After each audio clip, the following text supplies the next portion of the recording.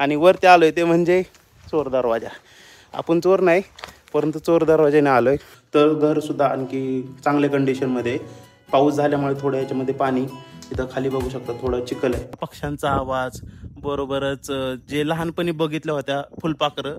मित्रांनो, धुकं पडल्यामुळे ना खरंच समजत नव्हतं की रामदारा कोणत्या साईडला आहे. तर रामदारा लोणी ह्या साईडला आहे.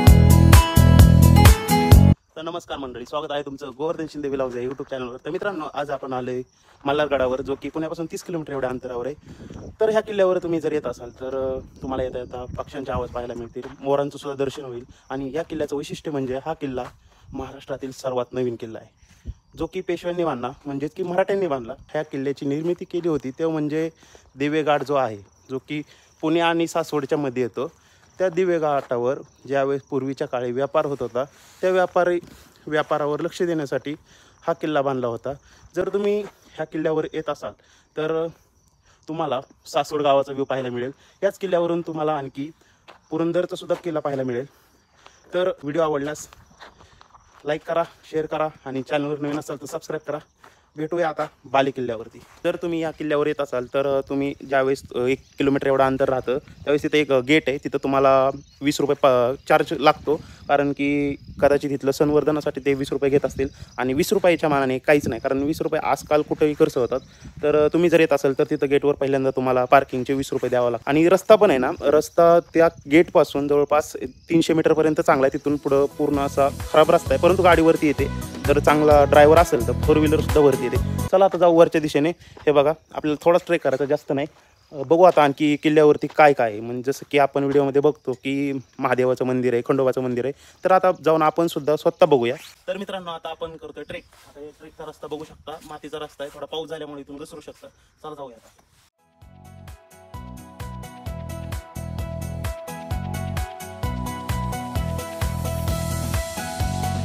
तर मंडळी, जवळपास 1 ते 2 मिनिटाचा ट्रेक करून आपण वरती आलोय. आणि वरती आलोय ते म्हणजे चोर दरवाजा. आपण चोर नाही परंतु चोर दरवाजाने आलोय. ह्या किल्ल्यावरील चोर दरवाजा तुम्हाला दाखवतो. हा बघा, हा चोर दरवाजा. इथून असं वाकून जावं लागेल तुम्हाला जर तुम्ही आलास तर.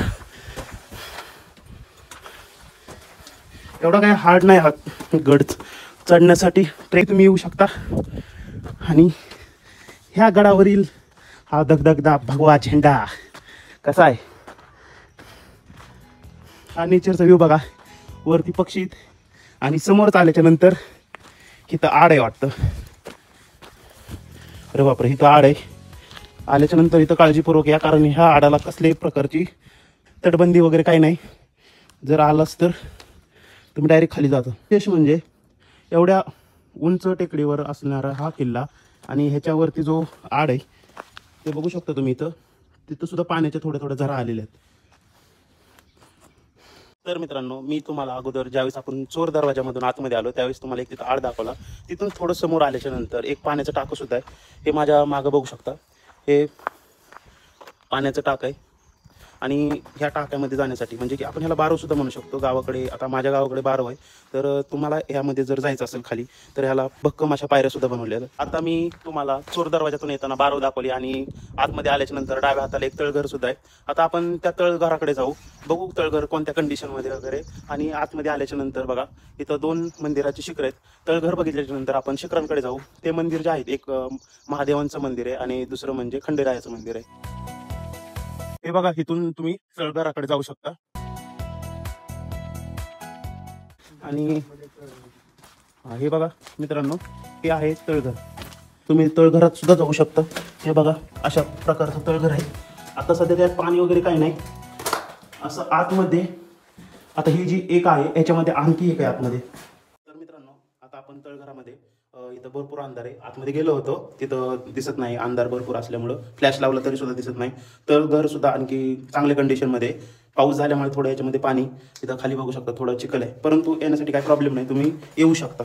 आता जाऊया बाहेर आणि तिथून पुढं आपण आता मंदिरांकडे जाऊ, जे की 2 मंदिर होते, महादेवाचं आणि खंडेरायाचं. त्या दिशेने जाऊया. समोर आल्याच्या नंतर तुम्हाला राजवाड्याचे अवशेष पाहायला मिळतात.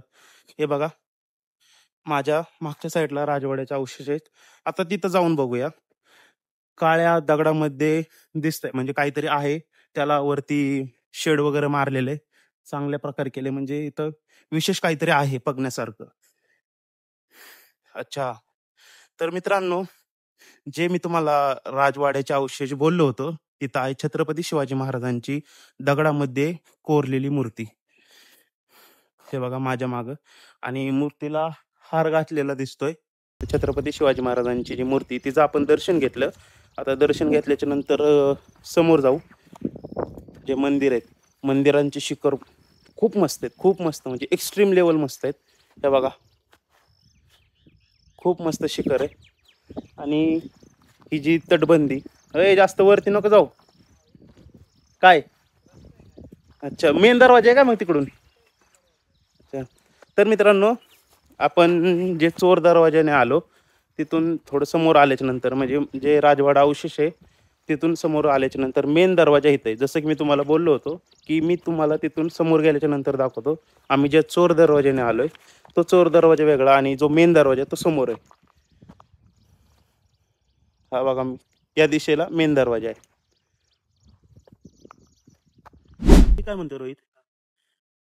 तर इथं ना आपण जर बघितलं ना, तर दिवे घाट त्या साईडला राहतो, समोरच्या, बरोबर आहे? समोरच्या पलीकडे. हा, मग जो ज्या ठिकाणी बाले किल्ला आहे तिथून दिवे घाट कसा दिसत असेल?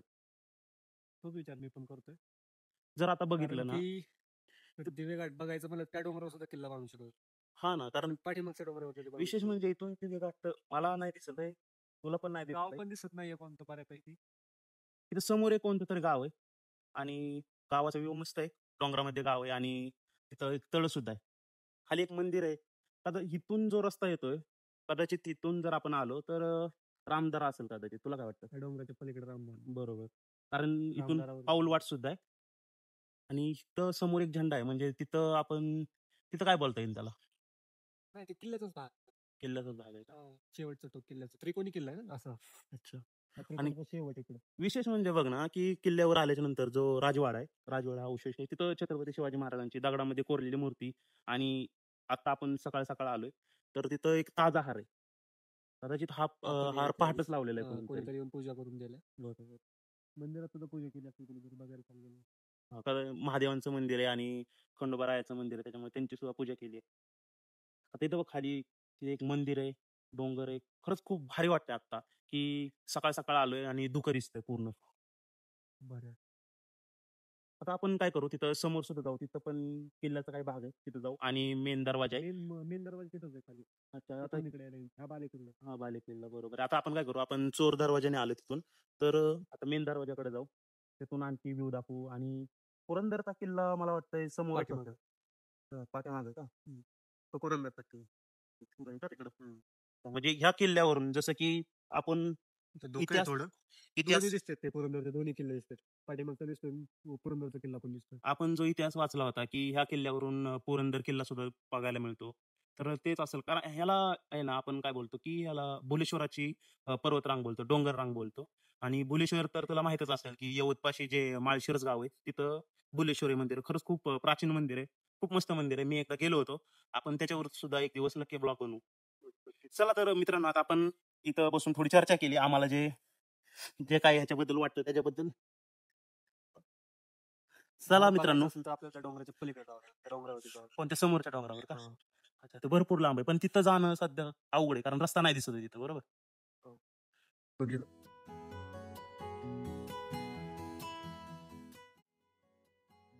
टाकलं नाही आपण तू टाकलंय. फोनवर.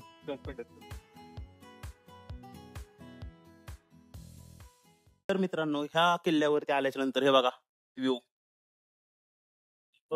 आणि पावसाळ्या सीझन मध्ये आलोय, आणि मी एक गोष्ट सांगतो, किल्ल्यावरती आल्याच्या नंतर की म्हणजेच की स्वेटर वगैरे घेऊन या जर थंडीच्या दिवसात येत असाल तर. आता पावसाळा आहे, पाऊस नाही काहीच, तरी पण थंडी वाजते, खूप गार असा वारा वाहतोय.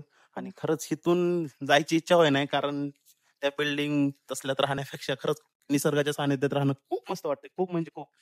अजिबात इच्छाच होय नाही माझी जायची. आणि इथं येणारा पक्ष्यांचा आवाज, बरोबरच जे लहानपणी बघितल्या होत्या फुलपाखरं वेगवेगळ्या कलरची, हे इथं पाहायला मिळतं. खरंच खूप भारी वाटलं. लहानपण आठवलं. ज्यावेळेस आम्ही लहान असताना ते फुलपाखरं सुद्धा पकडायचो. ते फुलपाखरं आज पाहायला मिळाले. जवळपास 17-18 वर्षातून आज मी फुलपाखरं बघितले तेवढे भारी कलरचे. त्याचबरोबर जे डोंगरावरची विविध वनस्पती असतात, त्यांना फुलं येतात कलरचे. एक्स्ट्रीम लेव्हलचा एक्सपिरियन्स आहे. खरंच खूप मस्त आहे. हा किल्ला आहे ना, एवढा मस्त म्हणजे मला इथून जायची इच्छाच होईना आता. परंतु आता जावं तर लागणार आहे. पाऊस यायला लागलाय आता. बघू तिथं निवारा आहे, तिथं जाऊन बसूया. अरे रोहित, आपण आहे ना धुक्यामुळे आपल्याला काही समजलं नाही. इथं आहे ना मित्रांनो, आम्ही एवढ्या वेळ विचार करत होतो रामदरा त्या साईडला वगैरे, तर रामदरा हे जे मागं बिल्डिंग दिसत आहेत ना इकडं, ह्याच्या खाली बघा तुम्हाला दाखवतो मी. हे बघा ह्या ज्या बिल्डिंग दिसत आहेत ना, तर ही आहे लोणी काळभोर, आणि जे तिथं एक कॉलेज आहे त्याचं एक ते वरचं टोक दिसतंय त्याच्यावरून ओळखू आलं. एवढ्या वेळ आम्ही विचार करत होतो की रामदरा ह्या साईडला आहे म्हणजे समोरच्या साईडला, परंतु तसं नाहीये. तर रामदरा ह्या साईडला आहे म्हणजे लोणी काळभोर ह्या साईडला आहे, आणि आम्ही आलोय ह्या समोरच्या डोंगराच्या पलीकडून. तर आता आपण आलेलो आहे मुख्य दरवाजाच्या साईडला. हे बघा, ही किल्ल्याची बुरुज बोलतो तो, आणि मागच आहे जी म्हणजे तटबंदी. तर आता आपण जाऊया मुख्य दरवाजातून आतमध्ये, आणि आतमध्ये गेल्याच्या नंतर तुम्हाला दाखवतो मंदिर. महादेवांचं मंदिर आहे, खंडेरायाचं मंदिर आहे, ते दाखवतो.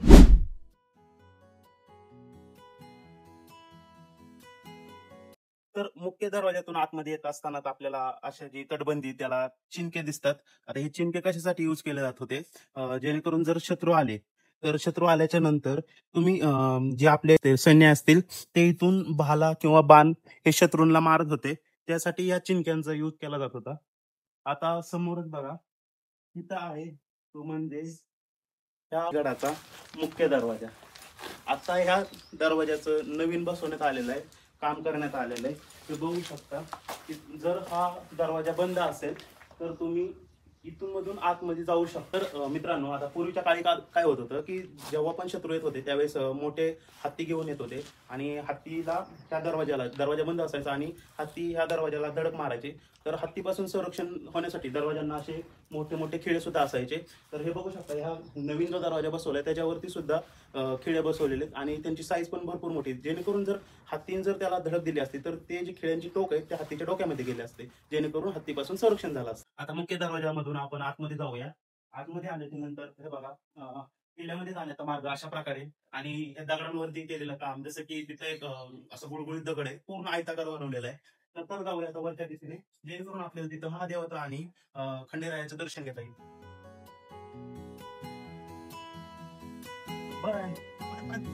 तर मित्रांनो, आता आपण मुख्य दरवाजामधून आतमध्ये आलो, आणि आतमध्ये आल्याच्या नंतर जे किल्ला आहे त्याच्यामध्ये एक लिंबाचं झाड आहे, आणि लिंबाच्या झाडावरती मल्हारगड असं नाव लिहिलेलं आहे.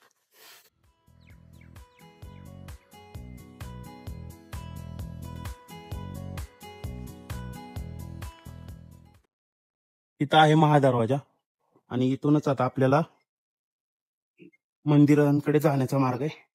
तर आपण जाऊया मंदिराकडे, देवाचं दर्शन घेऊया.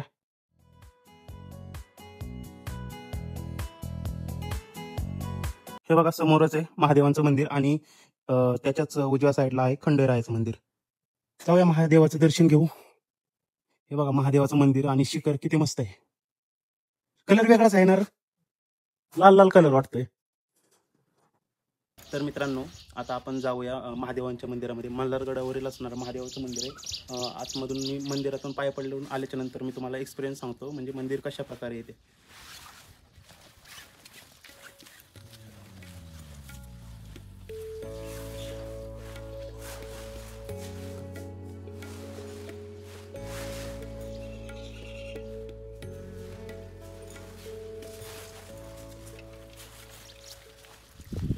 तर मित्रांनो, जर तुम्ही इथं आल्याच्या नंतर म्हणजे जर तुम्ही स्टेला येत असाल तर मंदिरामध्ये थोडी जागा आहे, दाटेवाटीने तुम्ही 4-5 लोक बसू शकता.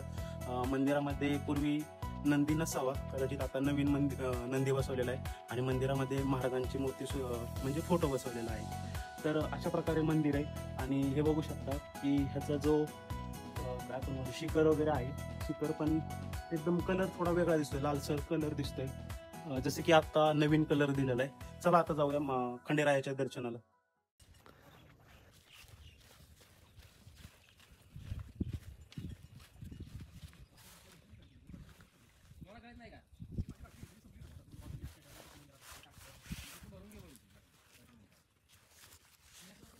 तर मित्रांनो आता खंडेरायाचं दर्शन घेतलं. खंडेरायाच्या मंदिराला दरवाजाला लॉक होतं, त्याच्यामुळे आतमध्ये काही जाऊ शकलो नाही. तर असं काय होतं, खंडेरायांचं मंदिर आणि महादेवाचं मंदिर खरंच खूप मस्त आहे. आणि रोहितचं असं म्हणणं आहे की इथं जे म्हणजे पूर्वी राहण्याची जी सोय वगैरे असेल राजा महाराजांची, त्या काळात आपण सुद्धा जायला पाहिजे, जेणेकरून आपण सुद्धा ती गोष्ट, पूर्वीची गोष्ट अनुभवू शकेल. तर ते काय शक्य नाही आता रोहित. कारण तसं जर काय असतं तर लोक कुठल्या कुठे गेले असते, परत इंग्रज भारतावर आले असते राज्य करायला. तर चला जाऊया. आता खाली जाताना मी तुम्हाला सगळा एक्सपिरियन्स थोडक्यात एक्सप्लेन करेल. आता संपूर्ण किल्ल्याचा एक ओव्हरव्ह्यू घेऊया. किल्ल्यामध्ये जर तुम्ही सासवडच्या साईडने येत असाल तर तुम्ही चोर दरवाजाने याल. जर आतमध्ये आणखी गेलाच तर तिथं तुम्हाला एक पाण्याचं टाकं मिळेल, एक आड सुद्धा आहे. हे तर तुम्ही व्हिडिओमध्ये बघितलंच असेल. त्यानंतर पाण्याच्या टाक्यामध्ये पाणी सध्या दूषित आहे, आणि तिथं गवत जे आहे त्याच्यापासून जरा सावध राहा, कारण तिथं साप वगैरे असू शकतात.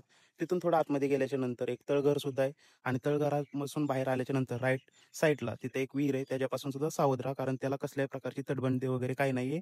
कारण जर तुम्ही नजर अंदाजाने त्याच्यामध्ये पडू शकता. आणि तिथून थोडं समोर गेल्याच्या नंतर तिथे आहेत राजवाडा अवशेष, आणि राजवाडा अवशेषामध्ये तिथे आहे छत्रपती शिवाजी महाराजांची दगडामध्ये कोरलेली मूर्ती.